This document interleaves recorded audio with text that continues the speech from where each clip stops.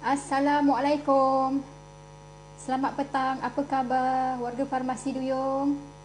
Petang-petang ni buat apa? Okey, kalau tak ada buat apa-apa, jom dengar saya dalam rancangan Borak Sihat bersama Duyung. Okey, sebelum tu saya nak perkenalkan diri saya. Saya Hazlin Jisan, ahli farmasi daripada Farmasi Duyung Sedia Berhad. Okey. So, hari ni saya percaya tajuk yang bakal saya nak cerita ni boleh memberi manfaat kepada sahabat-sahabat di luar sana yang mendengar. Iaitu tajuknya ialah apakah dia prebiotik dan probiotik dan apakah manfaatnya kepada tubuh badan kita. Kan? Okey. So, sebelum tu, sebelum saya teruskan, saya just nak tanya kepada sahabat yang sempat melihat live saya ni, sama ada video ni dan juga suara saya ni jelas ataupun tidak. Jika jelas, boleh komen dekat bawah jelas. Okey? Okey, yang kedua, saya nak tanyalah sahabat yang sempat melihat video saya ni, dia berasal daripada mana? Daripada KL ke, Melaka, ataupun ada orang lebih jauh ke? Kalau ni boleh komen lah. Macam saya sekarang berada dekat Melaka, especially dekat outlet Serkam. Saya sekarang berada dekat Farmasi Duyung outlet Serkam. Okey. Okey. Dan yang saya harap video ini boleh like dan share dekat wall masing-masing supaya apa? Supaya ramai lagi yang mendapat manfaat ke atas perkongsian yang saya nak ceritakan ni. Kan? Okey. So saya ulangi, tajuk yang bakal saya nak cerita ni ialah apakah dia prebiotik dan probiotik dan apakah manfaat dia kepada tubuh badan kita. Sebelum tu saya nak tanyalah, siapa yang kerap mengalami sembelit, especially dia memang bila nak pass motion tu memang orang kata berterih-terih, susah sangat nak buang, ataupun dia tak setiap hari buang air besar. Mengambil masa at least 3 hari sekali baru nak pass motion. Tu yang pertama, soalan yang korang kena jawab sendiri lah. Kalau boleh ataupun supporting boleh jawab komen dekat bawah. Yang pertama. Yang kedua, siapa yang sekarang ni kerap pelupa? Kerap pelupa maksudnya selalu je yang kita lupa ialah kunci letak dekat mana. Bila kunci letak dekat mana dah menjajau-jajau, dah melambatkan kita nak pergi nak bawa kereta, lupa kunci rumah. Itu satu, ataupun lupa sama ada dekat mana kunci itu berada. Itu ialah simptom yang kedua. Dan yang ketiga, siapa yang lepas raya ni ada masalah kegatalan kulit. Yang tu pun nak kena dengar kuliah saya ni. Sebab apa? Sebab saya percaya apa yang saya nak ceritakan ni diharap akan membantu sedikit dan juga memberi ilmu kepada sahabat-sahabat supaya apa? Supaya InsyaAllah probiotik ni ada jawapan kepada soalan-soalan saya tadi. Okay, so sebelum tu saya nak cerita secara langsung apa dia prebiotik. Pernah dengar kan prebiotik, probiotik. Okay, prebiotik ni ialah medium yang bersifat serat di mana dia serat tak larut, iaitu dia adalah makanan kepada probiotik. Prebiotik tu senang cerita, dia adalah medium yang kebanyakannya adalah serat tak larut yang makanan kepada probiotik. Okey, contoh prebiotik ialah seperti buah-buahan dan juga sayur-sayuran. Okey, buah-buahan seperti buah apple, buah nenas, buah mangga, itu ialah buah. Kalau sayur-sayur terdiri daripada seperti tomato, seperti chia seed, seperti garlic, okey. Itu ialah jenis prebiotik. Okey, manakala probiotik pula. Okey, probiotik ni pula ialah bakteria baik. Bakteria baik ni biasanya dia ada kat mana? Dia ada yang ni Allah jadikan semula jadi berada dekat kita punya saluran pencernaan, especially dekat usus kecil dan usus besar. Bakteria baik ni ataupun kita panggil makrobiom ni, dia memang berada dekat situ, duduk diam-diam, dia banyak sangat fungsi. Dia banyak sangat kerja dia Okey, dan juga suka saya nak cerita kebanyakan probiotik yang kita tak sedar, yang kita boleh dapat sendiri sebenarnya. Probiotik semula jadi dalam dekat luar ni kita boleh dapat dekat makanan yang berperap. Contohnya makanan seperti tempe. Sini siapa suka makan tempe? Bagus. Itu ialah salah satu probiotik semula jadi. Okey. Itu yang pertama. Yang kedua, ini kalau Korean sikitlah, kimchi. Kimchi pun dia kaya dengan probiotik. Yang ketiga, dia adalah yogurt. Yogurt ni biasanya ialah yogurt asli lah. Kalau yogurt campur flavor, campur pemanis, itu dah tak aci dah. Nanti dia dah, kalau kita makan yogurt yang ada perisa dan juga pewarna tambahan tu pula, setiap hari kita memang ada tambahan gula pula kat situ. Senang cerita, yogurt yang saya suka nak share ni ialah yogurt asli. Dia memang senang cerita, probiotik ni ada rasa macam masam-masam lah, masam-masam manis. Itu satu. Okey, kalau macam tempe tu ialah sifat semula jadi tempe lah. Dan berbanggalah kepada orang-orang Jawa yang betul mencipta tempe. Tempe adalah probiotik yang semula jadi. Sama ada kita dah makan secara mentah ataupun makan secara goreng ataupun buat dalam masakan, dah terus dapat yang khasiat probiotik, kan? Okey. So itu ialah pre dan juga probiotik. Okey. Dan apakah manfaat-manfaat yang kita boleh dapat daripada probiotik ni? Okey.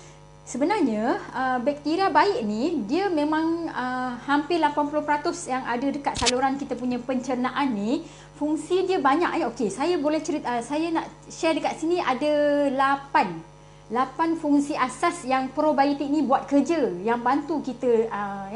Okey, yang pertama sekali, kerja probiotik ni dekat dalam usus ni, dia akan membantu mencerna dan juga menguraikan segala toksik-toksik yang berada dekat saluran perkumuhan kita.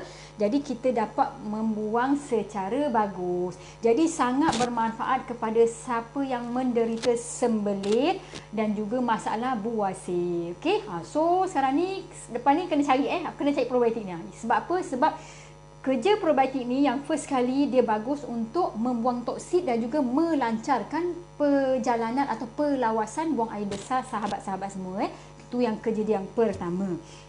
Yang kedua, dia juga menyelesaikan masalah-masalah pencernaan yang lain. Contohnya kembung perut. Okey, lepas tu bila masalah-masalah penyerapan juga. Jika persekitaran kita punya pencernaan ni bagus, insya-Allah segala nutrien dan juga segala vitamin ataupun apa-apa zat-zat yang makanan yang kita ambil ni terserap dengan baik. Kesannya ialah kita makin sihat. Okey, itu fungsi yang kedua. Fungsi yang ketiga pula, dia akan membantu menyeimbangkan bakteria baik dengan menyediakan persekitaran yang baik pada saluran pencernaan itulah, dan juga especially kepada beberapa golongan yang kerap orang kata mengalami ataupun terjejasnya masalah bakteria baik ni. Especially saya suka nak cerita golongan yang kerap orang kata ada masalah dekat keseimbangan bakteria baik dengan bakteria jahat ni, kita panggil, ialah kepada mereka yang ada penyakit tertentu. Okey, itu yang pertama. Okey, yang kerap mengambil ubat-ubatan especially antibiotik. Yang ini sebab apa tahu? Sebab antibiotik ni dia memang bagus membunuh bakteria jahat, tetapi kesan samping yang kita kena tahu, secara tak langsung dia juga membunuh bakteria baik. Tu yang kedua. Dan yang ketiga, dia akan bakteria baik ni dia tak semestinya selalu hidup saja orang kata aman damai je dekat bawah tu. Tak, tapi jika kita banyak makan makanan yang orang kata banyak gula, kita banyak makan makanan yang banyak kafein, kesan dia ialah dia akan menyebabkan bakteria baik juga akan menurun. Kesannya pula bakteria jahat pula yang akan menguasai kita punya saluran pencernaan. Kesannya ialah itu yang menyebabkan perut kita cepat kembung, cepat mudahnya gastrik. Itulah kesan-kesan bila bakteria baik ataupun normal flora kita terganggu. Okey, bakteria baik ni apa? Bakteria baik ni kalau secara saintifiknya adalah Lactobacillus, Acidobacillus, Bifidobacterium, ada banyak lagi nama-nama bakteria baik tu. Okey.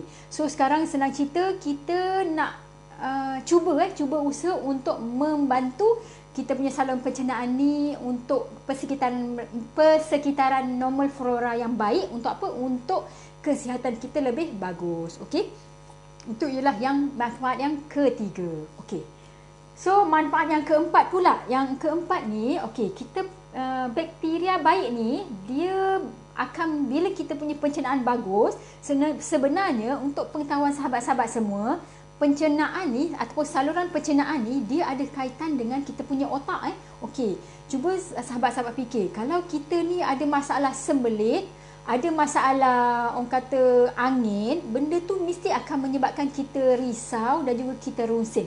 Dan secara tidak langsung benda ni akan menyebabkan otak kita menjadi stres. So senang kita, dengan adanya bakteria baik ni ataupun keseimbangan yang baik pada kita punya di dalam usus kita, insya-Allah akan mengurangkan masalah kesihatan mental, especially kurang kes masalah kerisauan, masalah stres. Okey, itu manfaat yang keempat. Okey, yang kelima, dia juga, okey, ni mengikut kajian bakteria-bakteria baik ni sebab dia akan membantu untuk memberikan penyerapan yang baik, especially nutrien-nutrien bagus dan juga vitamin-vitamin bagus. Dia akan membantu untuk mengurangkan paras kolesterol, di mana paras HDL akan meningkat, iaitu lemak baik akan meningkat, dan juga paras LDL pun akan meningkat. Dan mesti benda ni akan memberi kesan yang baik kepada pesakit-pesakit kronik lah, especially kencing manis, pesakit darah tinggi dan juga kolesterol tinggi. Okey, so saya dah sampai poin yang kelima. Saya harap sahabat-sahabat dapatlah serba sedikit apakah dia probiotik dan prebiotik. Okey, so saya teruskan lagi. Okey, yang keenam pula. Siapa yang ada masalah kerap gatal-gatal, gatal-gatal kulit especially, yang ini tuan-puan boleh consider untuk mengambil prebiotik juga. Sebab apa? Sebab ketidakseimbangan bakteria baik dengan juga bakteria jahat ni juga akan menyebabkan kulit kita akan mudah gatal-gatal. Okey, itu satu. Sebab apa? Sebab mikrobiom yang baik ni lah yang akan memberi kita ni lah supaya tidak ada kesan gatal-gatal kulit kita. Yang ini ikut pengalaman saya sebagai ahli farmasi community, baru-baru ni saya ada consult, ada satu ibu ni, dia mengadu yang anak dia kerap ada masalah eczema. Eczema tu ialah kegatalan. Bila orang kata makan sesuatu je dia jadi gatal-gatal. Masa tu seingat saya anak tu berumur 12 tahun. Okey, bila dia makan makanan laut dia akan mengalami gatal-gatal. So apa yang saya boleh sarankan masa tu, saya suruh ibu tu berikan kepada anak tadi makan probiotik satu hari sebiji, dan selepas sebulan alhamdulillah dengan izin anak tu dah kurang mengadu masalah kegatalan. Okey, so itu ialah manfaat yang keenam untuk prebiotik, di mana dia mengurangkan masalah kegatalan, especially masalah kegatalan eczema lah, kegatalan kulit. Okey. Dan juga yang seterusnya, yang ketujuh. Kejap je, yang ketujuh manfaat yang ketujuh pula, dia bagus, boleh untuk menurunkan berat badan. Berita baik kepada sahabat-sahabat yang nak menurunkan berat badan sebab apa? Sebab probiotik ni ataupun bila kita makan secara oral, seperti tempe, seperti kimchi, seperti yogurt, kesan probiotik ni dia memberi kesan kenyang yang lama. Jadi bila kita dah rasa kenyang, buat apa kita nak makan lagi? Jadi alhamdulillah, insya-Allah benda tu akan membantu kita untuk menurunkan berat badan secara sihat. Dan yang ke-8, 80% sel imun dalam badan kita adalah berada dekat sistem pencernaan. Jadi bila probiotik ataupun bakteria baik ni sihat dekat dalam usus kita, insya-Allah sistem imun kita pun makin sihat dan kita pun tak kuranglah mendapat penyakit-penyakit akut seperti demam, batuk, sesama. Okey? So saya rasa saya dah cerita pasal ke-88 manfaat probiotik. Okey? Saya recap balik yang ni secara short list. Yang pertama, bantu untuk buang toksin dalam sistem perkembuhan. Yang kedua, dia bantu untuk masalah pencernaan, mengurangkan kesan kembung, kesan gastrik. Yang ketiga, dia akan menyeimbangkan bakteria baik dan juga bakteria jahat. Jadi dia sangat bagus untuk mereka yang ada masalah dari segi diet makanan tidak menentu ataupun ada mengambil ubat-ubatan. dan juga kepada perokok. Yang keempat, dia akan bantu untuk mengurangkan masalah kesihatan mental, especially kurangkan kesan stres, depression. Okey. Yang kelima, dia bantu untuk menurunkan paras kolesterol. Yang keenam, dia kurangkan simptom-simptom kegatalan kulit, especially eczema. Okey, yang ketujuh, dia bantu untuk turunkan berat badan. Dan yang kelapan, probiotik ni secara kajian dia bantu untuk meningkatkan sel imun sistem kita. Okey. So, sebelum saya habis, saya nak ceritalah. Okey, ini adalah salah satu contoh lah yang berada dekat kita punya outlet. Ini ialah contoh bakteria baik ataupun probiotik. Ini kita biasa recommend kepada kanak-kanak yang berumur bawah 12 tahun. Okey, Inolek nama dia. Dia ada 7 strain probiotik. Okey, di mana dia datang dalam bentuk sachet. Macam mana tu cara nak minum dia? Kita buka aja, kita masukkan dalam segelas air, kacau-kacau, minum. Air sejuk, jangan air panas. Boleh amalkan untuk anak yang bawah 12 tahun, yang mana anak kerap kembung, kerap gatal-gatal tu, di bawah 12 tahun kita boleh bagi kepada anak kita untuk menyeimbangkan orang kata normal flora dalam dalam sistem pencernaan dia. InsyaAllah dapatlah manfaat baik yang tadi. Ini untuk anak bawah 12 tahun. Okey. Yang kalau untuk dewasa pula, kita ada, ini contoh yang saya bawa ialah probiotik jenis 21st century, di mana yang ini dalam bentuk veggie capsule. Veggie capsule ni tuan-puan boleh makan, ambil satu hari sebiji sahaja. Dicadangkan baiknya ialah sebelum makan, iaitu sebelum sarapan pagi. Okey, suka saya nak ingatkan, ini hanyalah suplemen yang terbaik jika tuan-puan dapatkan probiotik semula jadi. Suka saya nak recap balik probiotik semula jadi yang berada dekat luar, yang kita boleh makan banyak. Dia contoh seperti tempe, seperti kimchi, seperti yogurt asli. Yang tu insya-Allah akan bantu meningkatkan bakteria baik dalam badan kita. Tetapi jika tuan-puan susah nak dapat, terhad semasa PKP ni, susah nak dapatkan benda-benda tu, apa kata tuan-puan boleh consider untuk mendapatkan suplemen probiotik seperti ini. Yang ini kita cadangkan untuk atas 12 tahun, makan satu hari sebiji sahaja. InsyaAllah ada mendapatlah manfaat probiotik itu. Okey, so saya rasa itu saja. Semoga perkongsian saya yang sedikit ini dapat diberi manfaat, iaitu kita belajar sikit petang ni pasal prebiotik dan juga probiotik. Okey, so saya harap sahabat-sahabat semua boleh like dan share dekat wall masing-masing, supaya apa, ramai sahabat lain boleh dapat ilmu daripada perkongsian saya ini. Dan juga jika tuan-puan ada sebarang pertanyaan, tuan-puan boleh komen dekat bawah. InsyaAllah saya dan juga tim customer service kami akan membantu. Okey, so terima kasih kepada sahabat yang menonton.